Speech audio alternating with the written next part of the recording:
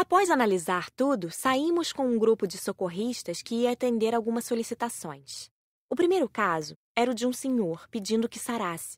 Estava no hospital, tinha câncer em estado adiantado. Não obteria a cura do corpo.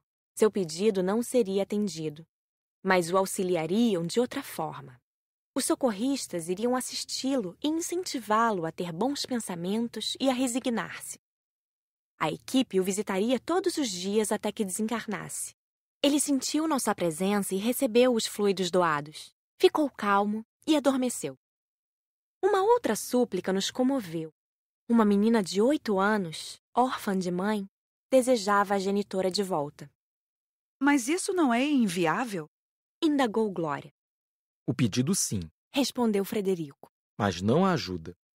Os socorristas também irão, por um determinado tempo, visitá-la todos os dias, consolando-a e ajudando-a a aceitar a desencarnação da mãe. Já outra senhora queria ajuda porque se sentia mal, com falta de ar. Ao seu lado estava um desencarnado a vampirizá-la. Os socorristas fizeram-se visíveis a ele, conversaram e o convenceram a ir para um posto de socorro.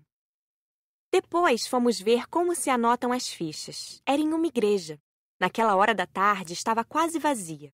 Só um trabalhador do bem ali se encontrava. Aproximamo-nos de uma senhora que orava com fé, aos pés do altar do coração de Jesus. O trabalhador do bem anotava seu pedido enquanto ela orava. Queria que o filho fosse aprovado na escola. Essa senhora será atendida?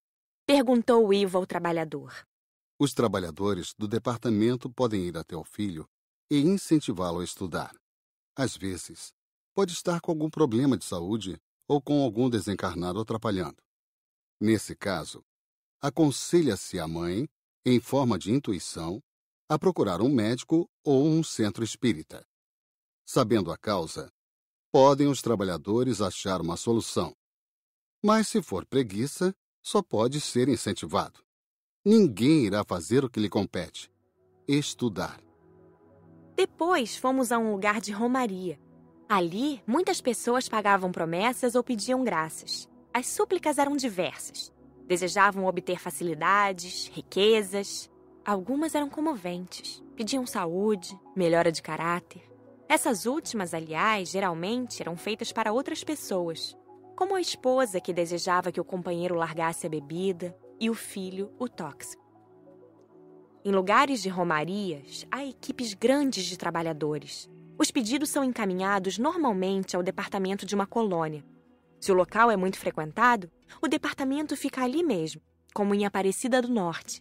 Uma equipe grande trabalha ali, onde os pedidos são anotados e levados depois para as salas construídas no plano astral, como continuação da construção material. Lugares de romaria são atacados pelos irmãos do umbral? Perguntou Cida. Sim, por isso os trabalhadores também são guardas. E o local está equipado com raios elétricos. O que acontece se o raio atingir o encarnado? Joaquim perguntou. Nada. Somente atinge os desencarnados. Continuou a elucidar Raimundo. Os trabalhadores do local estão aptos a lidar com esses raios e não acontecem contratempos. Porque muitas pessoas vêm de longe, de diversas partes do Brasil, os socorristas vão depois aos seus lares. Todos os pedidos recebem respostas. Vimos um senhor pedir que ganhasse um carro na rifa. Os trabalhadores não iam interferir no sorteio, mas sim incentivá-lo a pensar mais na parte espiritual. Em épocas de grandes romarias, o local recebe ajudantes extras. É comovente ficar ali escutando as súplicas. Há tantas pessoas com fé. Não trabalhamos durante o estudo que fizemos, só observamos. Voltamos à colônia. A aula de conclusão, como sempre, serviu para tirar dúvidas. Joaquim foi o primeiro a perguntar. Como é feita a ajuda de pedidos que envolvem tempo, como a de um senhor que pediu proteção ao neto que acabava de nascer? Frederico é que respondeu. Isto é inviável. O recém-nascido não terá proteção especial por causa da solicitação. Ajuda em todos os momentos todos nós temos. Mas um pedido de outra senhora que reza a vida toda para ter uma boa morte ou desencarnação, aí sim, quando chegar a hora, terá assistência. Se for boa, terá um socorro mais profundo. Se não, só a assistência para desligá-la e lhe dar as primeiras orientações. Uma senhora pediu com fé a Nossa Senhora que ajudasse o esposo desencarnado. Como é feita a ajuda? Indagou Rosália. Os socorristas podem pesquisar e sabem onde o esposo está. Se está bem, nada será feito. Se está sofrendo, analisam o caso. Pode ser que não queira ajuda no momento, assim, não será auxiliado, e o pedido não poderá ser atendido. Mas se sofre e quer o socorro, receberá ajuda. Vimos uma senhora que faz promessas demais por qualquer coisa. O que acontecerá com ela? Ivo perguntou. Age erradamente. Já tentaram instruí-la, orientá-la para que mude. Os pedidos de acontecimento do dia a dia seguem seu curso. Os trabalhadores não podem perder tempo com isso. Vamos desejar que ela mude. Mas se não o fizer, nada acontecerá a ela. Vimos que não age de má fé. Pede-se muito para chover ou não chover. Disse Hilda. São todos inviáveis? Sim, todos. Impressionei-me com uma senhora que rogava para morrer, para desencarnar. Disse Lauro. A solicitação é inviável, mas ela receberá ajuda. Vão incentivá-la a querer viver encarnada. Vão tentar que alguém encarnado converse com ela e a ajude. Não desencarnará fora de hora. Não se pode ajudar ninguém a desencarnar assim. Num caso de perigo, o pedido passa pelo departamento? Perguntou Cida. Não. Os bons espíritos que estão por perto tentam ajudar no que for possível. E se não houver ninguém por perto? Cida perguntou novamente. As palavras ficam no ar e podem ser captadas pelos espíritos bons num raio de quilômetros. Pode o pedido ir ao departamento em questão de segundos e o pessoal de lá avisar uma equipe que esteja trabalhando na Terra. Volitando rápido, o socorro acontece imediatamente. Só as súplicas feitas com fé vão para o departamento, não é? Indagou Terezinha. Sim. Vocês nem imaginam o quanto se pede. Mas as que são feitas sem fé não chegam ao departamento. Se alguém fizer promessa e o pedido não for para o departamento, mas acontecer de dar certo, a pessoa tem que cumprir a promessa? James indagou. Quem fez a promessa não irá saber deste detalhe. Promessa não cumprida incomoda a si mesmo. Promessas de pedidos que o pessoal do departamento atende, em nome de Jesus, de Maria, de santos, etc., não interessa se foram cumpridas ou não. Para os trabalhadores, basta fazer o bem, realizar um bom trabalho. Há espíritos que cobram promessas? Marcela indagou. Existem promessas feitas em terreiros a determinados espíritos. Há almas do purgatório. Os que atendem são espíritos ainda não esclarecidos. Prestam ajuda como podem, mas querem receber o pagamento e costumam cobrar. As perguntas terminaram e Frederico encerrou com estas palavras. Quando a Terra evoluir, cessará essa troca de favores. Pedidos serão como uma ajuda para se melhorar. Porém, aprendemos desde já que cada um deverá fazer por si o que lhe cabe.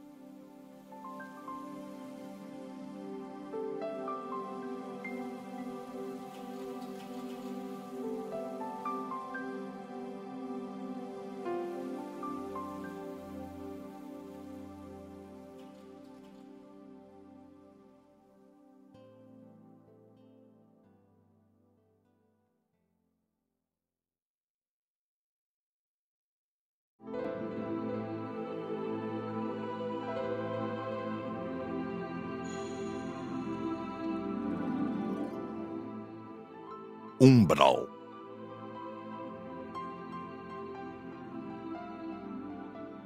Tínhamos algumas horas livres antes de começar o novo tema de estudo, o umbral. Aproveitei para meditar e vieram-me à mente recordações. Lembrei-me do que meu pai nos falou certa vez no aconchego do lar sobre o umbral. A natureza não se desvia do caminho do aperfeiçoamento, da manifestação divina. Aonde quer que olhemos, a evolução, mesmo que lenta, mas constante. Parece-nos que somente no âmbito hominal há possibilidades de recusa desse crescimento, embora muitos não o admitam. Mas se não houver evolução, há estagnação no plano mental egoísta. É uma verdade patente. exposta de uma forma tão agressiva nas regiões umbralinas que chega a nos causar arrepios. Parece ser ali a morada de todas as misérias imagináveis, espíritos que se transformam em farrapos humanos, cultivando entre si a promiscuidade, o medo, a miséria e a exploração feita pelos mais sagazes e violentos. A natureza parece estar sempre carrancuda e revoltada, pois o dia nunca amanhece totalmente e a penumbra é uma constante. Às vezes, violentas tempestades assolam essas regiões, num esforço supremo de aliviar, limpar acúmulos de miasmas e trevas criados pelo homem profundamente egoísta. Ali se reúnem, numa convivência deprimente, espíritos invigilantes que na Terra não se preocuparam com o crescimento espiritual, pois se não fizeram o mal, o bem também não realizaram. E dessa maneira criaram débitos, porque quando se pode, deve-se fazer. E nós podemos refletir a luz, a harmonia, a bondade e a fraternidade de Deus. Certamente, o umbral não é um lugar agradável. Se a maioria dos encarnados tivesse ideia do que é viver nele, mesmo que por determinado tempo, aproveitaria mais o período da encarnação para aprender, viver no bem e modificar-se interiormente, fazendo-se merecedor das moradas melhores ao desencarnar. Nunca pensei em ver tantas coisas diferentes como as que havia na aula teórica sobre o umbral. Os filmes foram separados por itens. Primeiramente, vimos filmes sobre a vegetação. No umbral, ela é sempre pouca e não é constituída de muitas espécies. A maioria das árvores são retorcidas, com troncos grossos e não muito altas. Em alguns lugares, há vegetação rasteira, que lembra ervas e capins da terra. Servem de alimentação a muitos espíritos que lá vivem. Varia a vegetação pelos muitos pedaços do umbral. Vimos primeiro a da nossa região, depois a do Brasil e, por fim, a do mundo.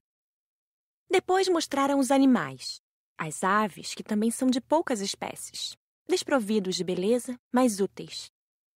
Vimos as diversas formas de cavernas, grutas e abismos existentes no umbral. Tudo isso existe porque tem quem os habite, disse Dona Isaura. Filmes exibiram os diversos tipos de habitantes do umbral, que podem ser divididos em grupos. Os chefes, que são espíritos inteligentes, normalmente estudiosos de magia, ávidos de domínio, odeiam quase sempre o bem e os bons.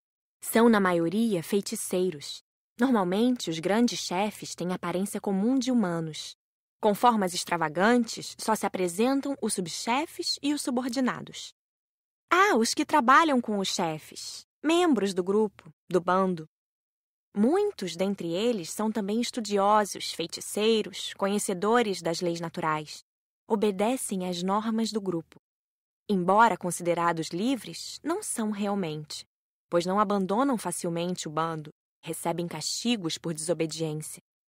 Dizem gostar do que são e do modo como vivem. Encontram-se também pelo umbral espíritos solitários, mas são poucos. A maioria deles vive nos grupos. Há os que vagam em turmas de arruaceiros entre o umbral e a terra.